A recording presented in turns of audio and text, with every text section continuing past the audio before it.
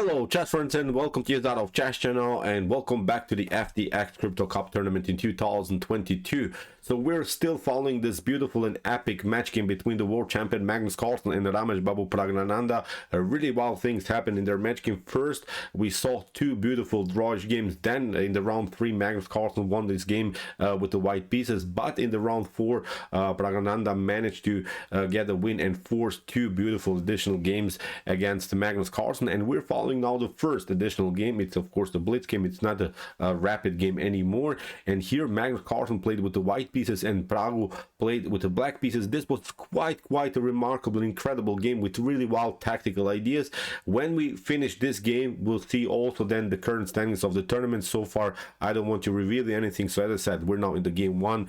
Really wild things happen. So let's see now the game. Magnus opened with the move e4. Praggu's response was c5. The Sicilian knight to c3. The close Sicilian preparation. Many times white is still waiting now. The knight's move on c6 is trying to play maybe bishop to b5 or maybe some normal ideas of f4, knight to f3, bishop to c4, d3. Really this slow build up maybe creates of course some chances for white. So it's, as I said, it's sort of a delaying move. We're waiting now black to do something, and in the continuation we have now the traditional system here by Rameshbabu Praggnanandhaa with the move knight to c6. Now after move knight to c6 we have bishop to b5, which is now similar to the Rosolino-Neshmedinov attack. It's not the same because in the Rosolino-Neshmedinov attack you're not playing the move knight to c3, you're playing the move knight to f3, but it's coming now with the same strategic idea. We want to play bishop to c6 and double the pawn structure here. B takes c6, d takes c6. Whatever happens, you have at least provoked some weaknesses in black's camp. So that's why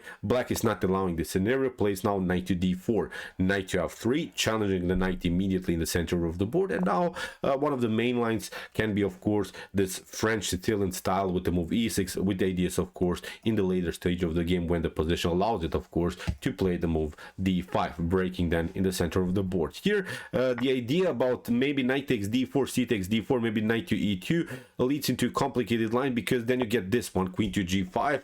That's I think many times the main issue. Look at this, the bishop is hanging, the pawn on g2 is hanging. So far white doesn't want to take out this centralized knight on d4. So this move e6 gives now a little bit time here for black to stay a little bit longer with the knight in the center of the board. So we have now kingside castling played by Magnus Carlsen, and now comes a6. You don't want to here take I think from black's perspective this bishop on b5. It is tempting, but now after move knight to b5 and something like a6, look at this, knight to a3 is going to happen, knight to c3, and still I don't like this knight here. It's so active. d4, knight to d6 are opportunities. So as I said, it is maybe playable, but I had really my trouble. I played several times this kind of line and lost many games. I was so frustrated. How can I be losing in this type of position when I still have the bishop pair on the board? It can become such a beautiful open game for black, but believe me, you're not having fun playing this line. I'm just my opinion, as I said. So that's why I liked really here Rameshbabu Praggnanandhaa's choice a6. Simply he's forcing now the bishop to retreat. Bishop to d3. It is quite maybe surprising, this move bishop to d3. You're placing the bishop in front of the pawn. You cannot develop maybe the Dashko bishop, but Magnus Carlsen's idea was to play bishop to b2 to here develop this bishop on this diagonal and then eventually challenge the knight on d4. Knight to c6. Praggu retreats here with the knight. We have bishop to e2 and a couple of perpetuals we have seen, and finally now the move b3 by Magnus Carlsen. So here the move knight to b4, if you're asking yourself the question what is going on here, it's not so easy to play the game. You still have to again retreat with the knight, but meanwhile white is developing, and I'm not seeing good ways how we're gonna make progress with bishop to b2, maybe e5. White could have really a dominant position in the center of the board. So that's why after move b3, here in the continuation we have d6 by Praggu. This is perfectly fine. He's preventing, at least for a while, this goal e5 of white. So here we have bishop to b2. Still Magnus is preparing this move, and now comes knight to f6, rook to e1. You see Magnus is still preparing this move, and now a beautiful idea here by Praggu, g6. this seems risky, but the idea is clear. Praggo still wants to compete here on this long diagonal. Now some ideas of knight to d5 are not working immediately. This is seems like a brilliant tactical shot, but it can be defended, of course, with the move bishop to g7, and basically nothing dramatically is going on. Knight to f6, bishop to f6, bishop takes, queen takes f6, and this is perfectly fine for black. So really a risky choice, but you see g6 is possible. No tactical shots on the long diagonal are working for white. So Magnus tried to spice it up immediately with the move e5. He's saying, I have already enough control of the e5 square. Black's king is still in the center. I have a decent development. Look at this. Magnus has developed all of the minor pieces. The rook is on the e file. So this seems like a normal idea, but actually this move e5 was simply too rushed. Magnus should have maybe prepared this move. Praggo played here really a brilliant opening line. He played now knight to e5, knight takes e5, d takes e5, and now after move rook to e5, here Praggo's pawn is hanging on c5. What you could do, maybe you can play queen to c7, because you want, as we said, you want to develop your dark square bishop on this diagonal where it's competing against this bishop on b2. So that's why bishop to g7 makes sense. But the problem, when you move the bishop from g7 to g7, then you're not protecting anymore your c5 pawn. You could maybe try b6, but then it leads into a complicated game here after move queen to f3. If you try, for instance, something like queen to c7 to attack the rook and maybe to attack the pawn on c5, it makes really sense. Then you have this one, knight to e5, knight to e4, continuing the pressure. So you have to develop the dark square bishop. That's the main issue here. But of course, as we said, the c5 pawn is unprotected. So this is now really it's a beautiful idea here by Praggo. He played bishop to g7 immediately. Leaves now the c5 pawn unprotected, but he's saying now, if you take the pawn on c5, then your rook is really on a weird square. I've never seen such a weird position by the rook, because Magnus actually took the pawn, took the bait here, and look at this, what happens now. Now Praggo simply attacks the rook immediately, and this is really wild what happened here. Where to go with your rook? You have actually only one square.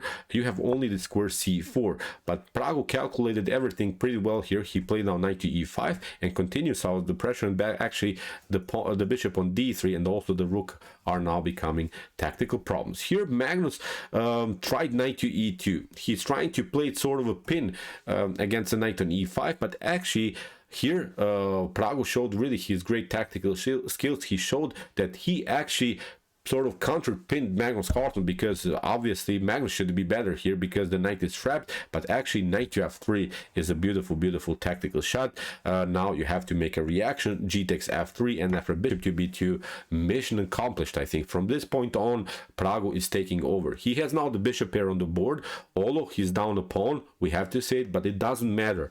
The king is already here. We have a weakened pawn structure in front of the king, so when we watch compensations in chess, I think this is a beautiful compensation. So we have the bishop pair in an open game, an endangered white's king here on the king side, a weakened pawn structure. We have also here this endangered rook on c4. So 3-4 beautiful elements for the lost pawn. I think is a beautiful compensation. So it's still, you see, also we have this one, the rook has to move, so it gives now black also another tempo. So far, as we said, from this point on Praggo is taking over in the game. So after move bishop to g7, we have a4 by Magnus. He's not allowing maybe some annoying b5 ideas. We have kingside casting, normal idea by Praggo, rook to e4, and now bishop to d7. I like Praggo's choice.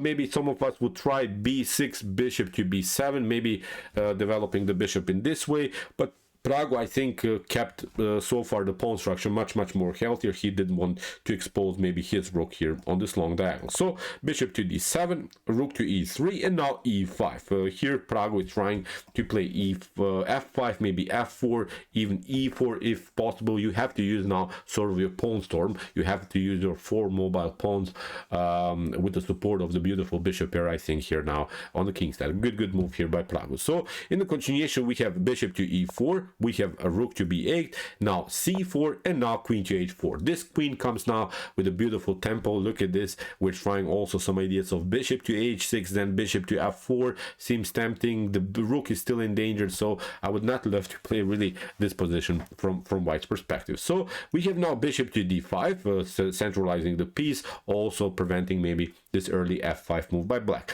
We have king to h8. Praggu is escaping from this diagonal and now preparing f5. Now queen to e1, although maybe a way to defend at least for a while the position was maybe a slightly better move, king to h1. At least you can do something like queen to g1, queen to g3, competing now with the queen, at least maybe force the trades of queen, simplify the game, because something went wrong here. I think we can agree here. Magnus Carlsen's position, this is a beautiful position for Praggu. So but Magnus played queen to e1, and now f5. The plan is continued here by Praggu, perfectly fine. We have king to h1. Now it's a little bit too slow, because now finally b6 was played, with the idea then maybe in the later stage to open also the position with the move b5, because if you don't play b6 immediate, maybe a5 could be an idea, paralyzing a little bit the queen set, but every move is basically here good for black. So b6 here was Praggu's move, although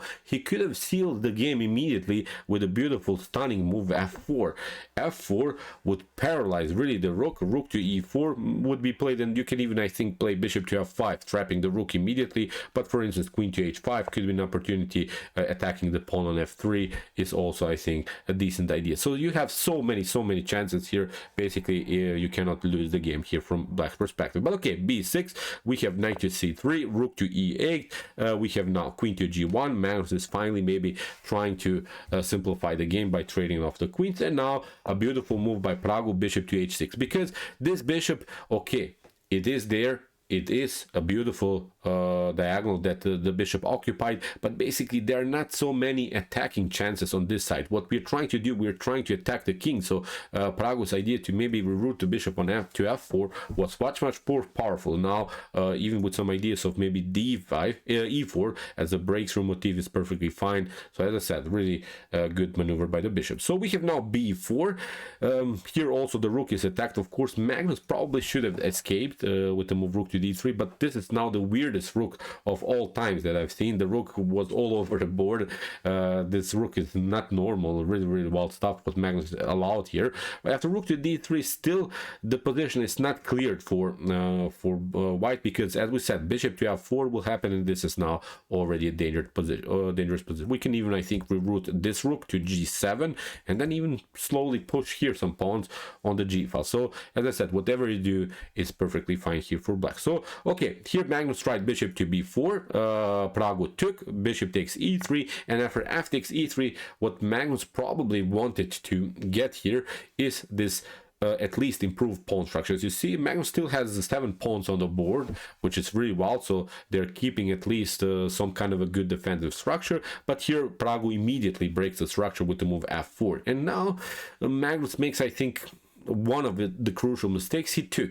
E takes f4 is actually opening the position here for black. What you could do maybe is to play here e4. At least you're blocking now the position for a while. Maybe the bishop is centralized, but probably g5, h5, g4 would happen. Then still I think black is much better. So as I said, whatever you do, rook to f6, rook to h6, I'm not even sure how white should defend his position. But as I said, Magnus played e takes f4, opened now the position. After queen to f4, we have queen takes b6, but the problem is now this pawn is hanging, and here Praggu is taking over. Now the king is naked here. You probably should not have taken this pawn on b6. Maybe queen to e3 is an idea to somehow again maybe force the trades of queens. Probably Praggu would not have taken the queen, but let's see. If you take queen takes e3, again d takes e3, maybe e4, maybe you can hang on to this position, king to g2, protecting maybe this pawn on f3, so at least maybe you can battle. But after move queen to b6, as we said, Praggu is taking over here. Queen to d2 comes with the tempo against the knight. Here knight to e4, but now queen to d3, the pawn is hanging, so we're already a messed up position for Magnus. So we have a rook to e1, queen to f3, here we have king to g1, and now queen to g4. So here Praggu is continuing the pressure, knight to g3, and now bishop to a4. So now Praggu is just grabbing some pawns. He's trying, of course, to include somehow one of these rooks into the game. The knight is in danger. Some ideas of h4, h5, h4 are working. So again, a beautiful position for black. Queen to a6, queen to d4, a couple of checks. We have bishop to b3, rook to e4, not a problem.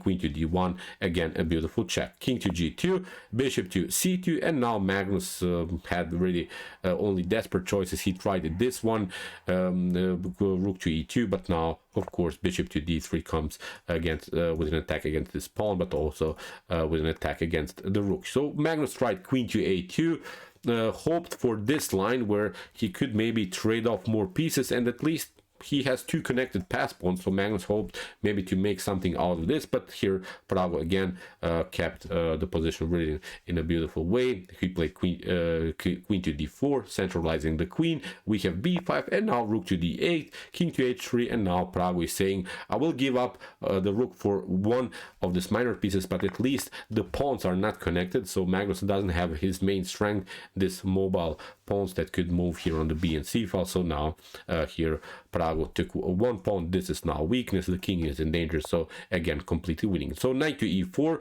rook to f4, attacking the knight, knight to g3, h5 with the idea to play h4, kick away the knight. We have queen to c2, king to g7, creating some here escaping routes for the king.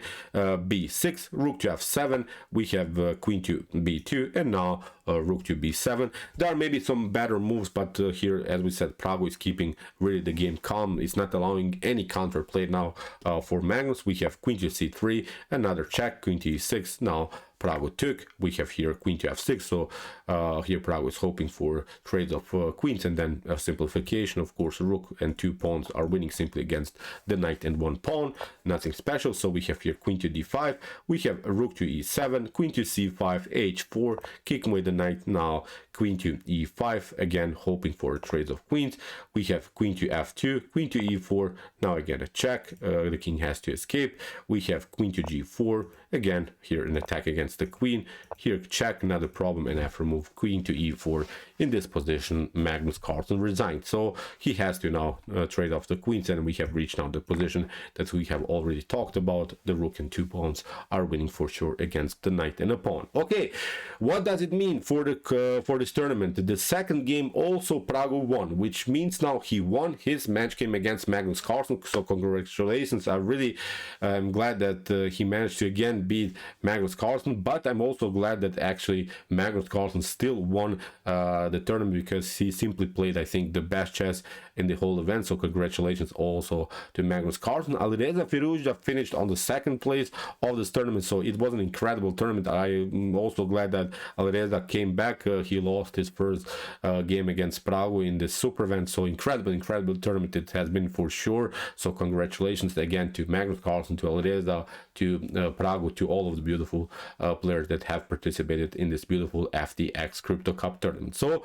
okay, I hope that you enjoyed this game. Congratulations again to Praggu. He's managing to somehow beat many times Magnus Carlsen. This is really wild how Magnus sometimes cannot get out of this tactical mess that these young fellows are preparing. So it's really incredible how they're playing already chess, so Praggu can just be stronger and stronger in his career. So really wild stuff. So okay, see you soon with some more videos, and as I always like to say, chess is the best, of course.